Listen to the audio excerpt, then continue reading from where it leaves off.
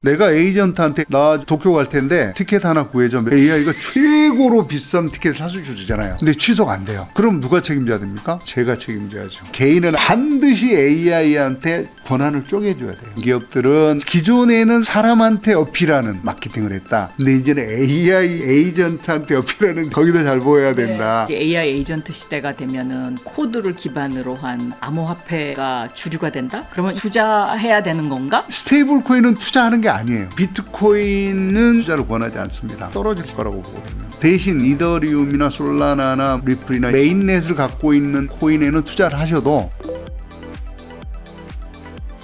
그런데 이제 미국 같은 경우에 보면 비자나 마스터카드, 기존의 카드 회사들이 스테이블 코인 결제, 블록체인 결제에 굉장히 열을 올리고 있어요. 그렇습니다. 네, 저는 그거 하나만 봐도 무게 중심이 이동하고 있구나라는 거를 저는 느끼거든요. AI 에이전트 에커머스 자체가 작년 대비 한 800% 늘었어요. 말씀드린 대로 크레딧 카드 네트워크 밴이라고 하는 거는 수수료가 너무 비싸요. 앞으로 우리 죽겠네. 그러면 얘들은 당연히 지금은 자기들이 갖고 있는 자산이 있잖아요. 기본적으로 네트워크와 신뢰라는 게 있으니까, 브랜드가 있으니까. 전 세계 1억 개 이상의 가맹점을 갖고 있는 이 네트워크는 쉽지 않습니다. 스테이블코인이 들어가서 결제망 만든다고 단순히 만들어질까요? 안 만들어지거든요. 그러니까 단기간은 이 결제망들이 스테이블코인들을 위에 올려가고 할 거예요. 만약에 카드사들이나 은행들이 수수료 계속 고집하면 무조건 죽게 돼 있습니다. 지금 그 방법을 고민하는 거예요. 마스터카드나 비자카드는 글로벌 네트워크에 스테이블코인을 올려놓고 거래가 되면서 자기 네트워크 수수료를 제로로 만드는 방법이 뭘까? 지금 하고 있는 거죠. 디지털 화폐 시대가 왔더라도 지폐로 지불하는 것이 완전히 없어지지는 않았지만 그 비중은 엄청나게 줄어들듯이 AI 에이전트 커머스의 결제에서는 스테이블 코인을 비롯한 코드로 움직이는 디지털 화폐로 갈 수밖에 없다. 이 설명을 해주고 계십니다. 비단 AI 에이전트가 자동으로 결제를 하는 것 말고 개인들이 큐어나도 결제를 할 수 있습니다. 스테이블 코인 갖고. 그러면 굳이 내가 카드를 갖고 다닐 필요가 없는 거예요. 얘를 갖고 쓰면 되니까. 수수료도 안 들고. 이거 하나로 다 해결되는데 뭐 하려고? 이런 것들이 있어서 스테이블 코인이 반드시 AI 에이전트가 가기 때문이다라고 보기는 어렵고, 온체인, 그러니까 블록체인 내에서 일어나는 다양한 모든 자산이 디지털화된다. 그렇게 보면 우리 빌딩도 디지털 RWA라고 그러지 않습니까? 요게 디지털로 돼서 블록체인 위에 올라가고 주식도 올라가고 채권도 올라가고 다 이런 구조가 된다면 그 온체인상에서 거래되는 건 다 스테이블 코인 갖고 해야 되는 거예요. 여기서 올라간다는 거는 주식이 상승한다는 뜻이 아니고 이렇게 얹힌다. 지금은 인터넷에서 거래가 되지만 블록체인에서 거래가 된다면 이런 겁니다. 교수님 말씀 쭉 들어보면 지금 통화 주권을 놓치면 안 된다. 이제 이걸 계속 반복적으로 강조를 하고 계신데, 교수님이 네 겹의 규약 이라는 말씀을 쓰셨어요. 그러니까 신뢰, 인증, 거래, 결제. 그게 다 표준화와 관련된 거거든요. 신뢰를 어떻게 확보할 것인지, AI 에이전트의 인증을 누가 할 것인지, 지금은 이제 신원이야 다 은행들이 다 하고 있으니까. 어떤 방법으로 할 것인지. 그렇죠. 그리고 거래 규약이 있습니다. 이런 거래에 대해서는 이런 식으로 우리가 계약을 하고 거래를 한다. 이런 이제 거래 규약이 있거든요. 이 스마트 컨트롤을 어떻게 만들어낼 것이냐. 그리고 마지막에 결제 수단을 어떻게 가져갈 것이냐인데, 요거를 표준을 장악을 하는 회사가 결국 모든 걸 가져가게 되는 거예요. 미국 같은 경우에는 올해 이미 글로벌 표준을 우리가 하겠다. 그러니까 당신네들 따라오려면 따라와라. 이렇게 발표를 했어요. 그래서 이 한국이 너무 준비가 늦어가지고 글로벌 표준을 만드는 그런 회의에라도 참석을 해서 우리 포션을 좀 확보할 필요가 있지 않나. 예를 들어서 일본 같은 경우는 이미 3년 전에 스테이블 코인법 통과시키고 올 봄부터 이미 지금 시험 가동을 하고 있지 않습니까? 맞습니다. 그래서 좀 걱정이 됩니다. 걱정이 많이 되죠. 말씀하신 대로 미국은 이미 국가표준원에서 중심이 돼갖고 미국 빅테크들하고 유통업체들하고 그래서 지금 표준을 만들어 가고 있고요. 이미 거의 다 정리가 끝났습니다. 말씀하신 대로 금년 4월 이 얼라이언스가 만들어졌고 아마 금년 말까지는 거의 대충 되지 않을까 싶은데요. 일본은 이미 제이스테이블 코인이 만들어져서 지금 쓰이고 있는 거고, 우리는 아까 말씀드린 그 다양한 이해관계, 한국은행과 금융위는 안정성을 추구하니까 은행 중심으로 가겠다. 은행들은 그러면 우리가 좀 더 천천히 해야지. 은행 예금 기반의 토큰을 만들고 싶거든요. 지금 은행들은.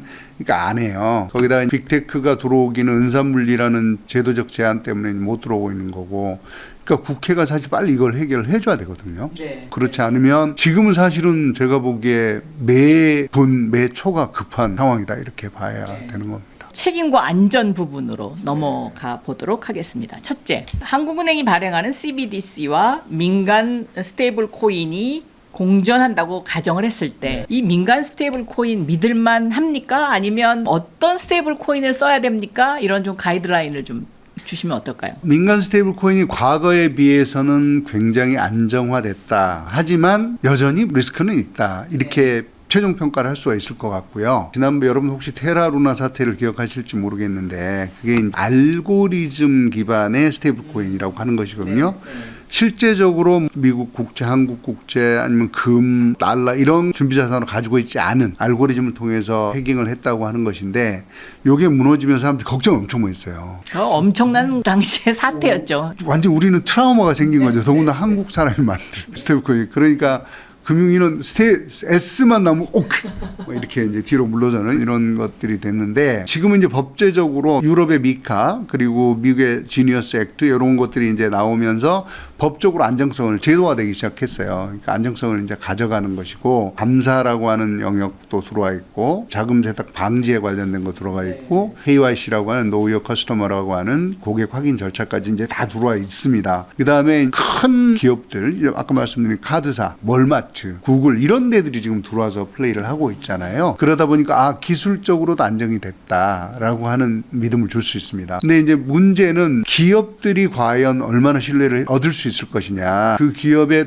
투명성, 우리가 준비금을 이렇게 가지고 있고요. 이거 이렇게 운영하고 있고요. 이거 얼마나 투명하게 철저하게 관리를 하고 고객들하고 커뮤니케이션 할 수 있느냐. 정부가 모니터링하는 제도는 얼마나 잘 만드느냐에 따라 조금 달라지는 정도 수준이다. 이렇게 현재 상태는 보시면 될 것 같습니다. 그러니까 알고리즘형 스테이블 코인은 절대 쓰면 안 된다. 혹시 여러분들 중에 알고리즘형 스테이블 코인을 쓰면 우리가 20% 이자 드려요. 요런 얘기를 들으시잖아요. 절대 하시면 안 됩니다. 이거 쓰면 안 됩니다. 그 다음에 중요한 거는 준비 자산이 있어요. 준비 자산이 미국 국채, 한국 국채 뭐 이런 것들 말고 이런 게 있을 수 있어요. 다른 디지털 자산. 예를 들면 비트코인, 이더리움, 리플, 솔라나 정도를 뺀 다른 것들이 있을 수 있거든요.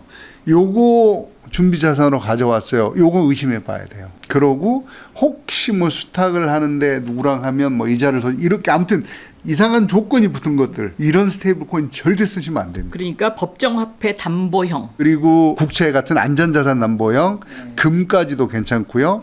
요런 담보로 돼 있는 스테이블 코인을 쓰시라. 여기서 알고리즘형 스테이블 코인이라 하면 담보 자산 없이 다른 코인과 연동으로 가치를 유지하는 거. 맞습니다. 네. 그 다음에 이제 말씀드린 대로 그 담보 자산을 좀 보셔야 돼요. 그 회사는 담보 자산을 무엇을 어떤 비율로 가지고 있는지 확인하시고 그리고 그 스테이블 코인을 싸서 쓰시면 돼요. 왜냐하면 스테이블 코인은 투자하는 게 아니에요. 비트코인, 이더리움은 투자를 하시면 되는데 스테이블 코인 그냥 내가 돈을 갖고 있는 거예요. 혹시 또 이런 오해가 있을 수 있을 것 같아요. 그럼 이제 AI 에이전트 시대가 되면은 코드를 기반으로 한 암호화폐가 주류가 된다? 그러면 이 비트코인하고 이더리움 오르니까 투자해야 되는 건가? 뭐 이런 생각을 하시는 분들도 있을 수 있을 것 같은데 그런 분들한테는 어떤 답변을 해주시겠어요?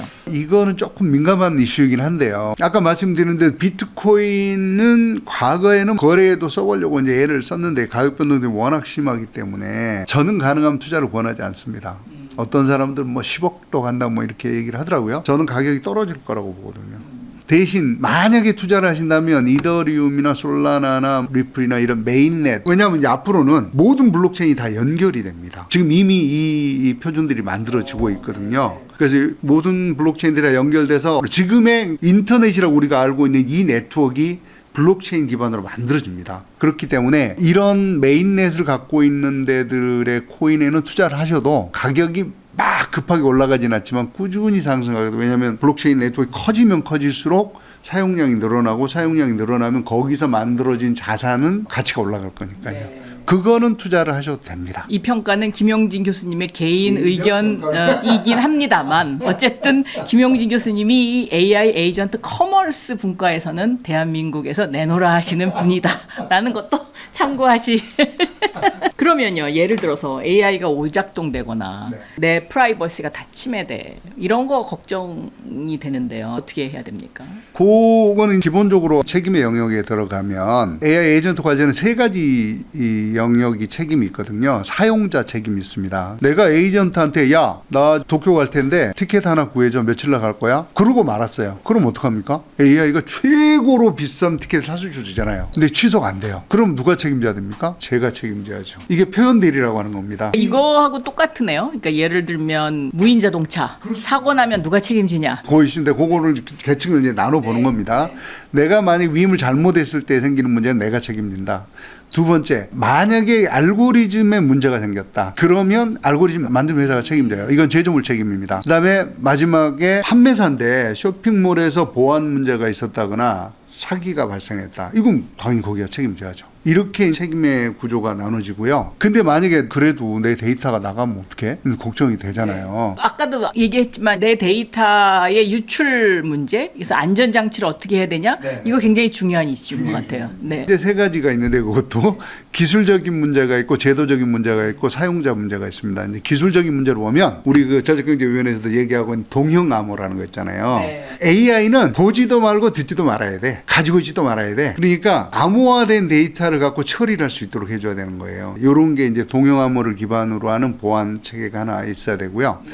그렇게 하려면 내 디바이스에서만, 그러니까 연합학습이라고 그러거든요. 데이터를 한 통으로 묶지 않고 나는 내 데이터 갖고 있고 내 디바이스에서 학습을 하고 처리를 한 다음에 신호만 왔다 갔다 하게 하는 구조. 그러니까 마치 온 디바이스의 논리하고 비슷하게. 그런 구조가 기술적으로 설계가 좀 돼줘야 되고요. 제도적으로는 그 계좌를 완전히 분리를 해야 돼요. AI 에이전트가 쓰는 계좌와 내 계좌가 섞어지는 순간 이게 복잡한 문제가 있어요. 다 털릴 수도 있고. 그래서 그 프로그래밍이 중요한 거 아니에요? 스마트 컨트랙. 그러니까 나와 AI 에이전트 간에 서로 계약. 그 다음에 중요한 문제는 데이터 전송권이 있어요. 제가 야, 내 데이터는 네가 갖고 있지 말고 저기 보내줘. 그러면 보내줘야 되는 거예요.